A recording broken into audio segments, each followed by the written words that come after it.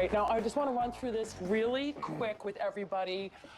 First it's trick or treat, and then Phil. Come in if you dare. Right, and then Dad does the thunder and the lightning and the fog. Usher the children in, past Alex in her cage. I'm in a cage? Yes, you're in a house of horrors being held against your will. Yeah, I know. So why do we need the cage? And then Gloria pops up as the evil village bruja, and she says, "Welcome to your nightmare."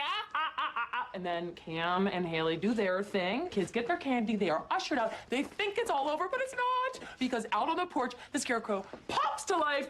Wow, for one final. That's an elaborate celebration on the show Modern Family. Do you prep like that? Or maybe your kids are used to going trick-or-treating. This year is different, as you know.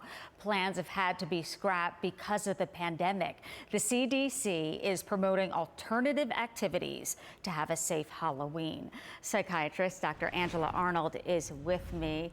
Dr. Arnold, good to see you. As you know, as adults, we think of the big picture, right? And safety is our first priority, but it can certainly be disappointing for kids, depending on their age. Hi, Susan. Happy Halloween, by the way. You too. I think that as adults, we can help the kids not be disappointed this year. There are a lot of fun things that can be done following the guidelines that the CDC have put out so that kids don't feel like they're missing Halloween this year.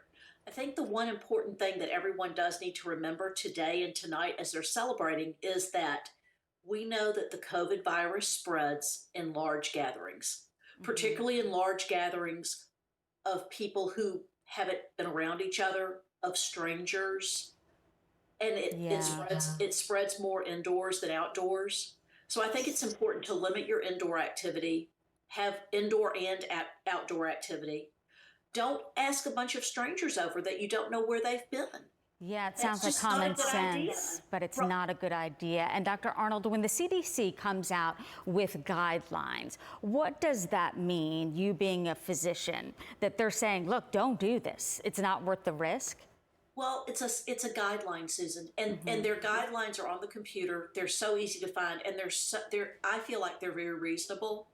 There are guidelines for very safe activities during Halloween, for moderately safe activities, and for activities that you really should avoid today.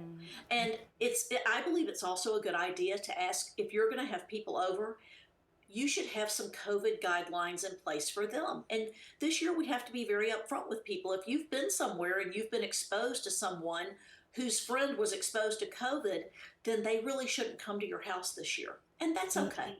And that's okay to ask them too. It's an awkward conversation at times, but it certainly is worth it, and people will understand because of how contagious this is. Dr. Angela Arnold, thank you. Thanks, Susan.